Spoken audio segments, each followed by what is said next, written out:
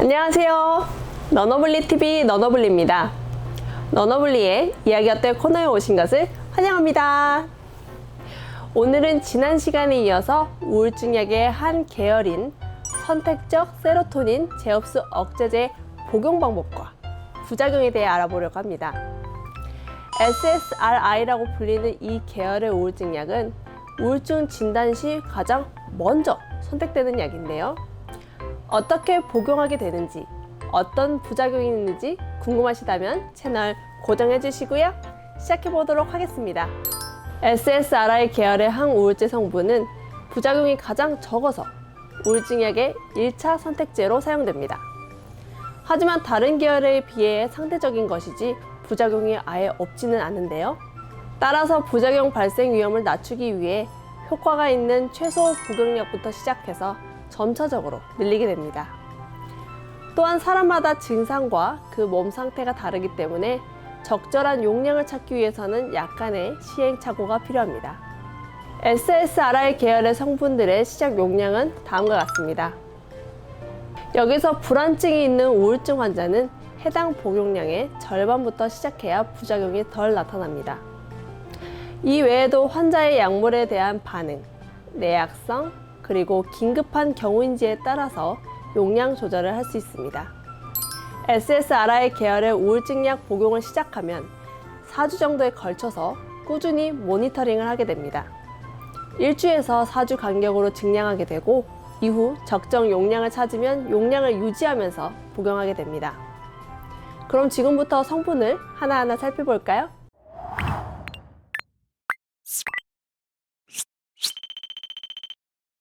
먼저 시탈로프람과 에시탈로프람입니다. 시탈로프람은 아침에 20mg을 복용하는 것으로 시작하는데요. 고령 환자나 부작용에 민감한 환자는 10mg 용량으로 시작할 수 있습니다. 하루 최대 용량은 40mg으로 부작용으로 높은 용량을 복용했을 시 심장 박동 리듬에 영향을 줄 수 있습니다. 이는 심장 부정맥을 발생시킬 수도 있죠. 따라서 시탈로프람의 혈중 농도가 예상했던 것보다 높아질 위험이 있는 분들, 예를 들어 간 손상, 60세 이상, 간 효소가 변이된 경우, 간 효소를 억제하는 다른 약물이 복용 중인 환자의 경우 최대 20mg까지만 복용하게 됩니다.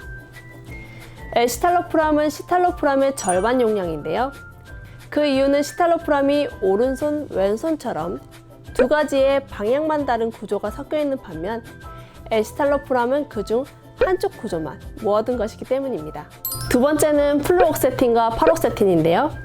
이 두 성분은 아침에 20mg을 복용하는 것으로 시작합니다. 역시나 고령 환자나 부작용에 민감한 환자는 10mg 용량으로 시작할 수 있는데요. 표준 복용량은 20에서 40mg으로 플루옥세틴은 최대 80mg, 파록세틴은 50mg까지 복용하게 됩니다. 플루옥세틴은 제형에 따라서 일주일에 한 번만 먹어도 그 효과가 지속되는 서방형 제형을 선택할 수 있습니다. 대신 이 일주 1회 요법을 시작하기 전에 일주일간 매일 20mg을 복용하는 안정화 단계가 필요하죠. 다른 특이사항으로는 타목시펜을 복용하는 유방암 환자는 플루옥세틴을 선택할 수 없습니다. 세 번째는 플루복사민과 설트랄린입니다. 플루복사민은 취침 시, 설트랄린은 아침에 복용하게 되는데요. 초기 복용량은 50mg입니다. 역시나 고령의 환자나 부작용이 민감한 환자의 경우 절반 용량으로 시작하게 되는데요. 표준 복용량은 50에서 200mg으로 적응 기간 후 50mg씩 증량하게 됩니다. 총 용량이 100mg이 넘어가면 적절히 2등분해 1일 2회 복용할 수 있습니다. 이 성분들은 최대 300mg까지 복용할 수 있답니다. 우울증을 치료하기 위해 개발된 다른 계열의 약보다는 SSRI가 부작용이 현저히 적거나 가볍지만 여전히 50% 이상의 환자들은 복용 후 첫 3개월 동안 한 가지 이상의 부작용을 겪고 있다고 하는데요. 약의 용량을 나누어 복용하는 것으로 완화할 수 있습니다. 부작용은 다음과 같습니다. 또한 SSRI 계열의 성분들은 유사한 부작용을 나타내는데요. 그 정도는 다르기 때문에 하나의 SSRI 성분을 복용했다가 부작용이 견딜 수 없는 정도라면 같은 계열의 다른 성분으로 바꿀 수 있습니다. SSRI를 복용하는 환자들 중 일부는 불쾌감, 무력증, 신장 기능 저하 증세가 나타날 수 있습니다. 또한 SSRI 계열의 약은 심장에도 영향을 미칠 수 있는데요. 심장의 QT 간격을 연장시킬 수 있습니다. 옆에 그림을 보시면 심장 박동을 도식화한 것인데요.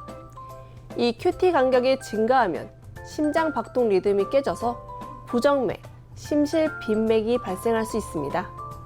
다음 부작용으로는 성기능 장애가 있는데요.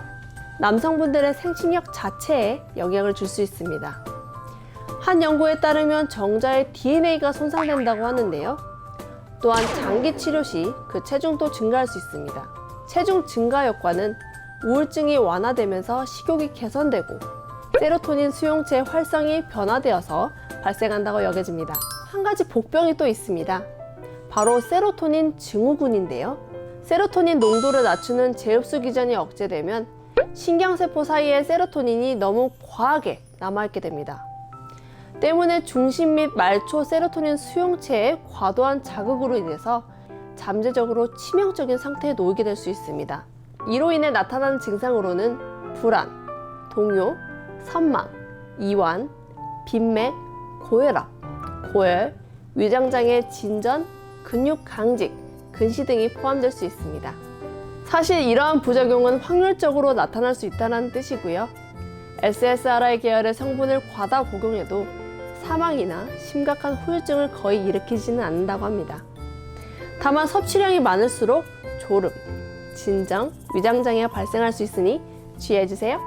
자, 이번 시간까지 총 2편에 걸쳐서 우울증에 가장 많이 사용되는 선택적 세로토닌 재흡수 억제제 SSRI 계열에 대해 알아보았습니다. 오늘 영상 어떠셨나요? 마음에 드셨다면 구독과 좋아요, 알림 설정 눌러주시고요. 지금까지 시청해주셔서 감사합니다. 러너블리TV 러너블리였습니다. 다음에 또 만나요.